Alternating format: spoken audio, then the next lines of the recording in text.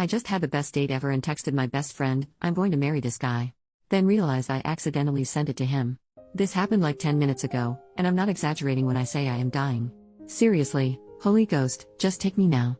This is the kind of cringe that only exists in poorly written rom-coms where everything feels so far removed from reality. Yet here I am, living that nightmare. Why me? Let me take you back to 10 painfully long minutes ago. I was on this incredible date with a ridiculously handsome guy who also happens to be my friend of 3 years. I'm on a high after closing my apartment door on his beautiful face. It couldn't have gone better. My heart is still racing as I whip out my phone to text my best friend about how amazing this date was. I type, bitch, I think I'm going to end up marrying this guy. And then, I hit send. To him. Not to my best friend. To him. The realization hit me like a ton of bricks. I stared at the screen, frozen, as if hoping the universe would suddenly develop an undo button. Why did I think that was a good idea? Why didn't I double check? Now, I'm left with a shame so deep that even the void of the earth couldn't contain it. Do you think there's a void big enough to hold all this misery? Because I could really use it right about now. Or better yet, can I just make a quick pact with the devil? I'd only need to rewind time by 10 minutes. That's it. Is that really too much to ask? Because right now, literal and metaphorical death feels like the only escape from this level of embarrassment. I'm sprawled across the floor of my library, staring blankly at the ceiling. There's a good chance I might stay here forever. This is where I live now, in a perpetual state of mortification. Bitch, I owe you an update, okay? So good news first, there's only so much ceiling staring you can do before pure boredom sets in. At some point, the urge to scream fuck at the top of your lungs fades, and you have to get on with life. Bad news? You all did me dirty. My little text mishap blew up on the front page and somehow ended up on a famous Portuguese radio show this morning. Yeah, cool. Now, let's get to the juicy part, the love update. Right after my little text blunder, I panicked and shot him another text, not meant for you. With a crying emoji because, obviously, I needed to try and save some face. And, this sweet man responded right away. I don't read text not meant for me with a winking face. I just had to ask him if I could die now, to which he replied, please don't. With a kissy emoji. I mean, could he be more perfect? This morning, he even messaged me about some travel plans we have coming up.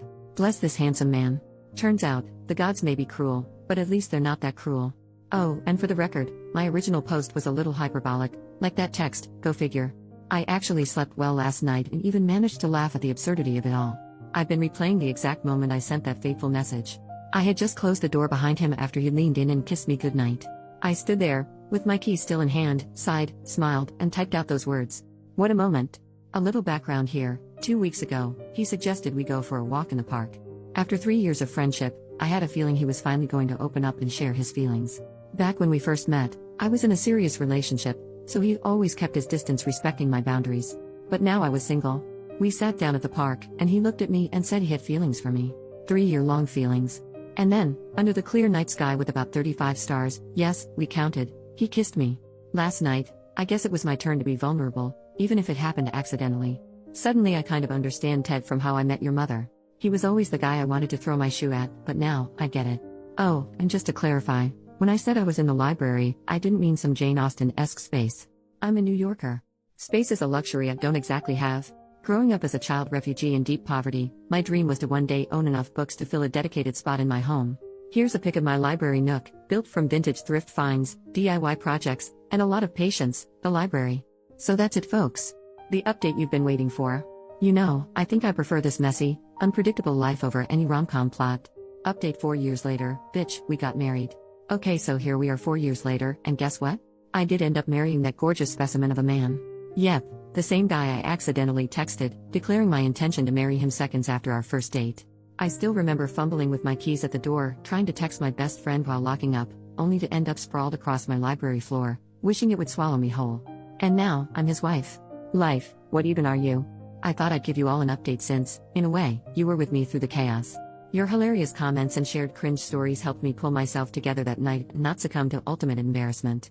And now, 3 years of pure joy later, he's still the dreamiest, kindest guy I could ever ask for. So yeah, it was kids. That's how I met your father after all.